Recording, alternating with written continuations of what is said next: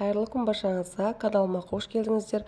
Бүгін сіздерге баклажаннан рулет тіске басар дайындайтын боламыз, немесе түйошыны язык деп те атайды.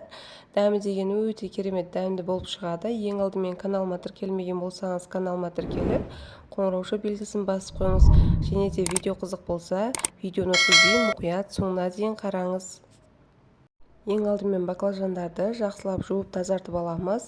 Жуып тазартып болғаннан соң видеодағыдай ұзынша етіп барлық баклажандарды турап алатын боламыз. Толық ингредиенттерді описание бөлімінде жазып қалдырамын. Міне осылай барлық баклажандарды бір келгетіп турап алдым.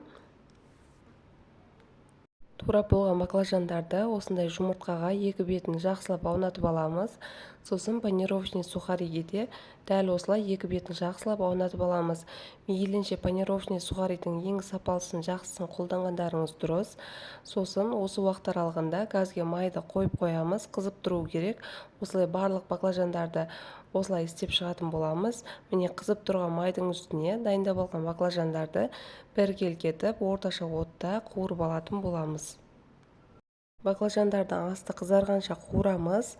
Сосын асты қызарғаннан соң екінші бетіне аударып, екінші бетінде қызарғанша қуырып аламыз. Міне барлық баклажандарды қуырып алдық. Енді осындай салфеткаларға барлық баклажандарды аламыз. Сол кезде баклажанның артық майларына салфетка өзіне сіңіріп алады. Келесі ішіне қосатын салмасын дайындайтын боламыз. Мен бұл жерде творожный сыр қолдандым.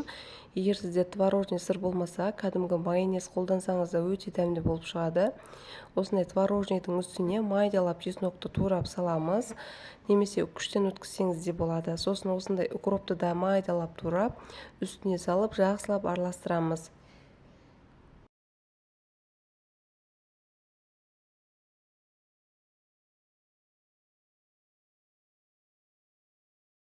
Міне салмасында жақсылап араластырылып дайындап алдым.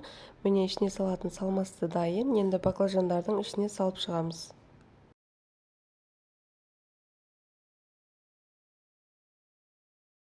Қуырып алған баклажандарды алып, ішіне дайындап алған салмамызды осылай бір келгетіп жағып аламыз. Сосын ішіне мен салатный лист және помидор қолдандым. Салатный листті қойып, үстіне помидорды қойып, осылай барлық баклажандарды бір келгетіп орап шығамыз.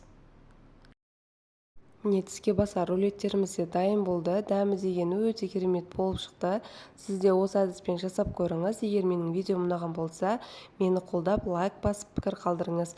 Назарларыңызға рахмет. Қош сау болыңыздар.